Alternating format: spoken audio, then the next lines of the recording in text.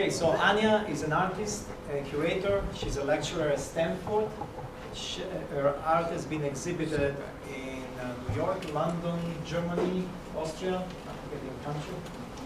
And she's been an artist in residence at Exploratorium, Ecology, and now you are at Stochastic Labs in Berkeley.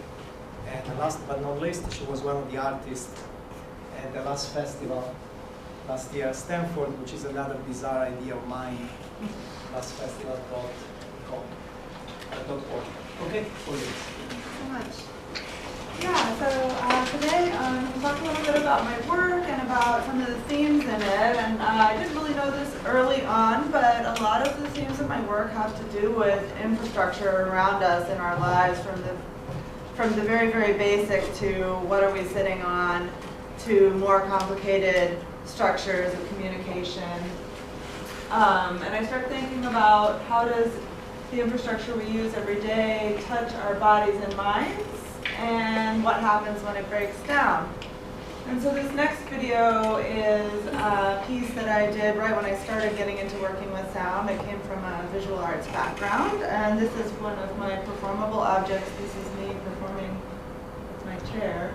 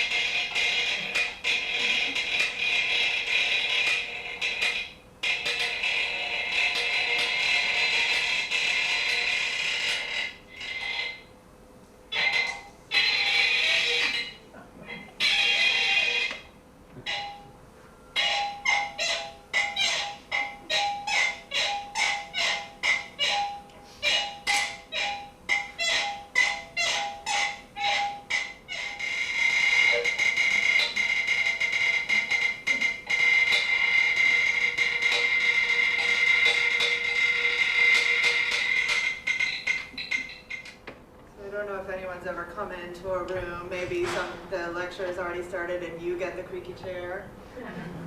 And how does that affect your body? So moving on to sort of another thing I've been thinking about a lot lately is this idea of the correct versus the true. Like, what is the difference between data and understanding of a situation? And how are we dealing with information right now? Especially with everything that's going on as far as media, social media, deep fakes, all of these sort of things that are sort of taken as fact can no longer be trusted.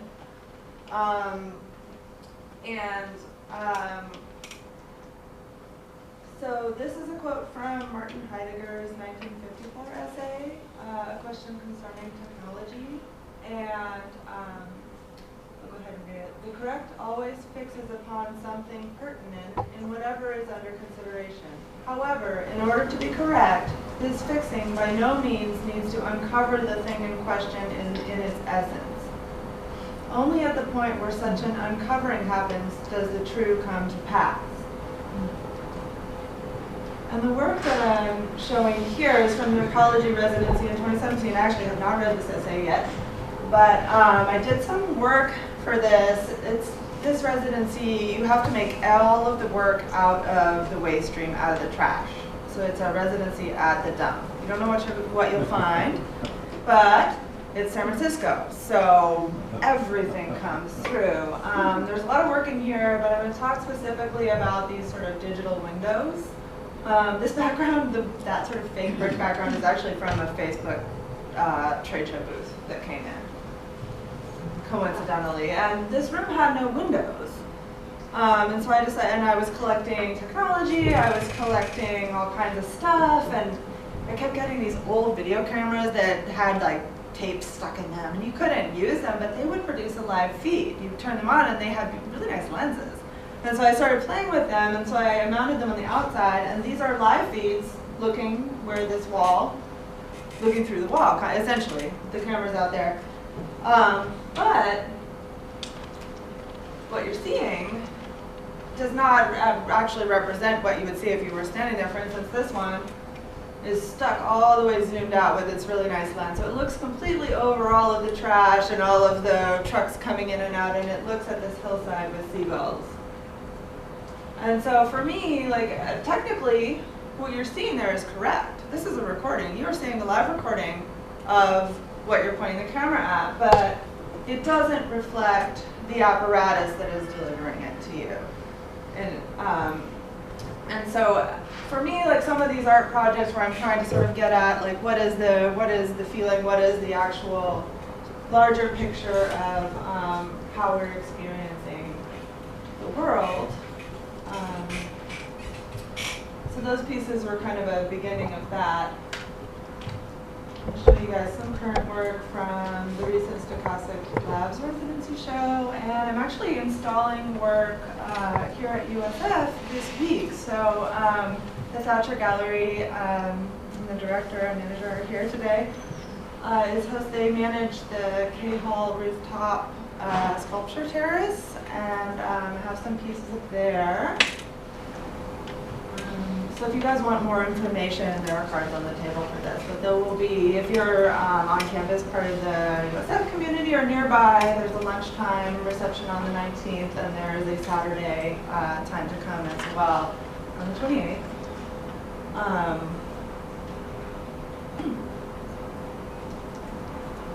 So the work that I was doing at Stochastic Labs and the work that I'm doing for this upcoming show, I decided to look into communication through one of the sort of earliest methods of mass information dissemination, which is radio.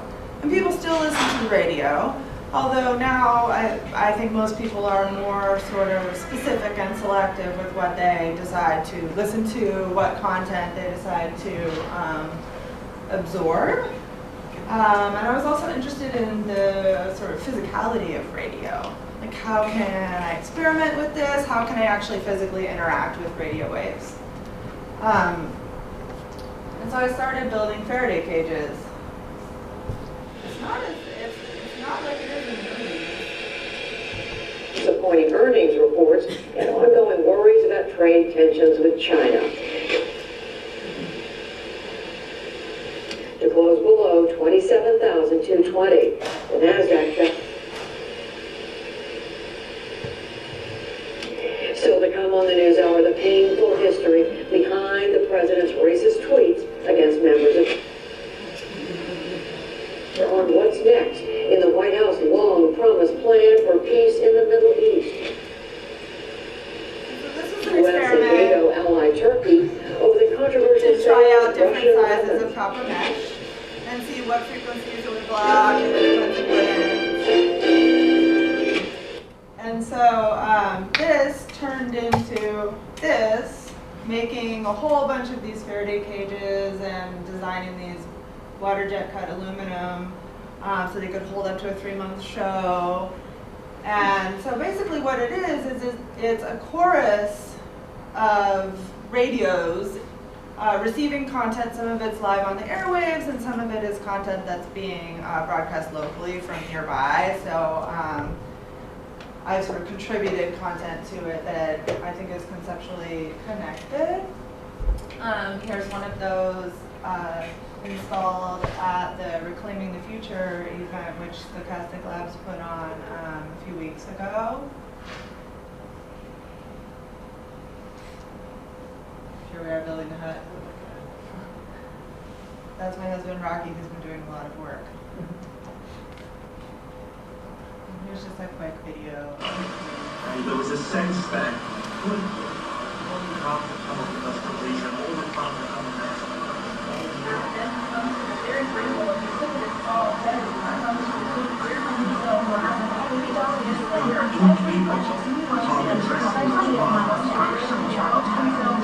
The capital adventure hunt. What's in your wallet?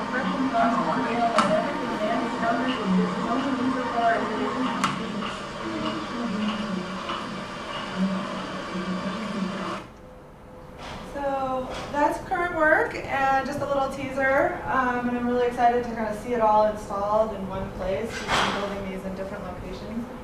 And moving on to other sort of infrastructure and some other work, it turns out that information is not the only thing that we need.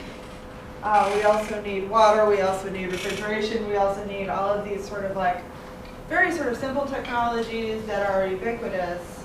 And so these projects, the Domestic Infrastructure Series, is ongoing. It started in 2014, and I've done a number of these using like building materials, essentially drain pipes, and they're arranged in patterns that I've seen in buildings or buildings I've lived in. There's a lot of exterior drain plumbing in San Francisco, you might notice it. And so and it has water running through it. There's a reservoir on the bottom, and there's a pump, an old steam engine water pump that you pump up, and you hear the water go through, and there are hydrophones and microphones inside the pipes. So it's sort of like an amplified version of what's always in the background. You know your neighbor's home because you hear the sink run, or someone's in the shower. So I have a review.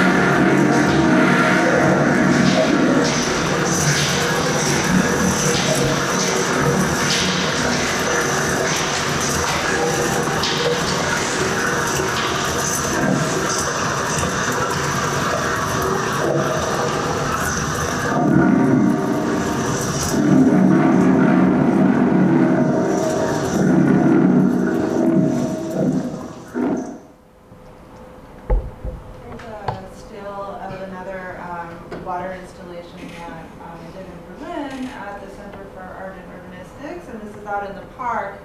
And this one is a recorded sound composition that comes up, and there's sort of like a area underneath with water and reflection, so you could kind of look down there and see, and you'd hear the composition that I made out of field recordings, essentially. People were very curious. Lots of children put sand in there. That was what I learned, is that if there's sand, it will go in the pipes.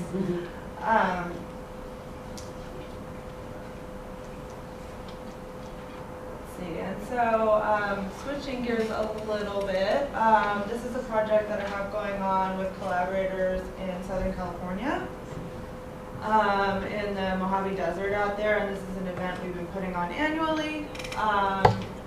Which is all sound art installation in the landscape.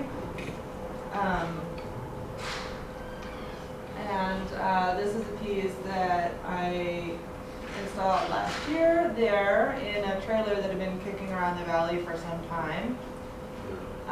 Sort of thinking about people, especially like a lot of people are moving, artists are moving out there, writers, musicians out to this place that seems like a really sort of extreme choice, doesn't really have a lot of resources, thinking about like resources and infrastructure. But what it does have is it has these sort of intangible resources like community.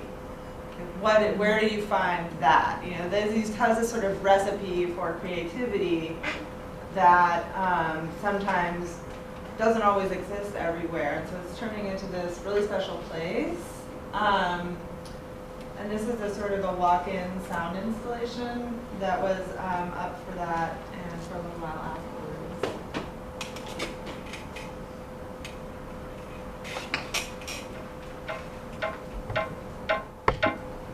This is another sort of amplified live sound installation with the basing.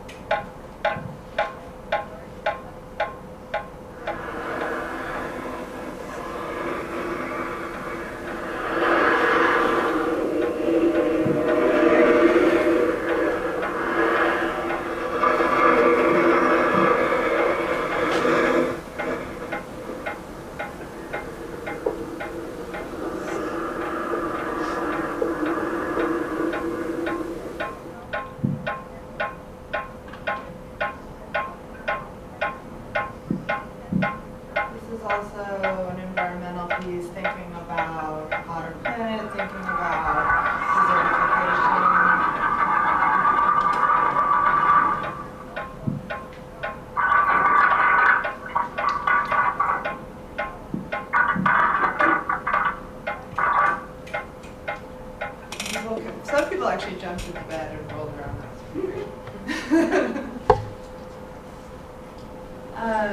So I've also done quite a bit of work sort of trying to get to the heart of electricity and what are we're using electricity for everything, but what is it? So this sort of led me into working with static electricity. This is a series that's been going on for some time. And I ended up sort of making a series of static electricity sculptures, having things move, making sounds. I won't talk too much about how they work, but this first series were generators that I made at the Exploratorium during a residency. You crank them up. The charges that they produce come from the materials. And they start to mechanically separate the charges in the materials using induction, kind of like a Wimshurst machine. And then in the installation, depending if people would collaborate by activating different generators, and then you could actually sort of see the charges moving around the room. Maybe the little spark gaps would swing, or little sculptures made out of thread would stand up and walk around. And this is a more recent piece along those same lines.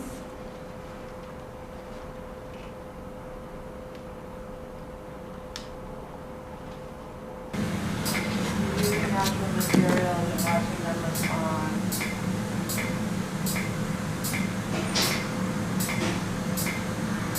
So I just had the feather on the table near these other pieces, and saw it start to twitch, and so that's why it came about a little bit.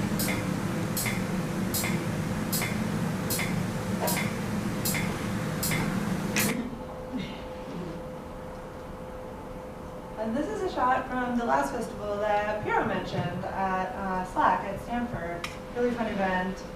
Some of the static electricity pieces installed in there.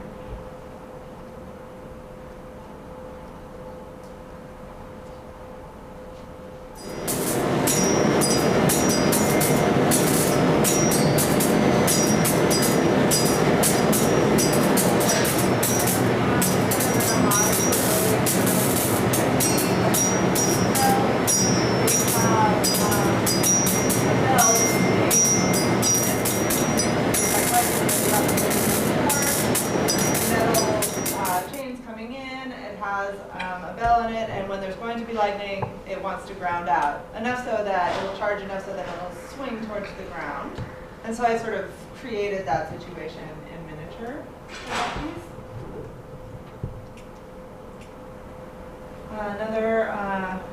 Another sort of thing we have all the time: refrigeration. Thinking about more and more, actually, people are needing to install air conditioning, all of us, and thinking about, okay, like how do we sort of cope and adapt, and what are all these different systems that we use all the time?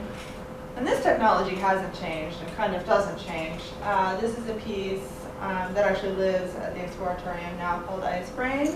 And it's a self-forming ice sculpture, so it's a commercial refrigeration unit with the coils on the outside, and they're bent into this brain shape. I have a time lapse of it growing, so it takes like 2 days to grow, and then it melts, and then it'll grow again.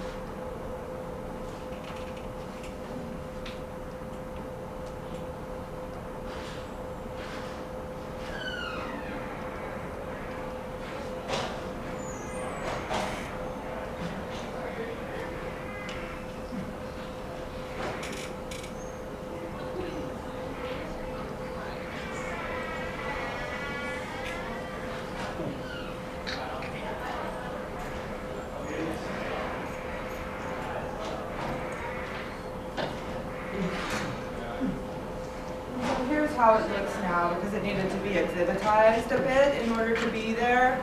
So I made this enclosure, and there's a collector for the water. It used to be open, but what was happening is that there was so much sort of material coming in from all the kids touching it that it was forming these incredible bacterial growths in the tank that were freaking out the staff. So you can't touch it anymore, unfortunately. Let's see, it looks like I'm pretty much, I'm running out of time here. Maybe I will leave it at that and open up to questions.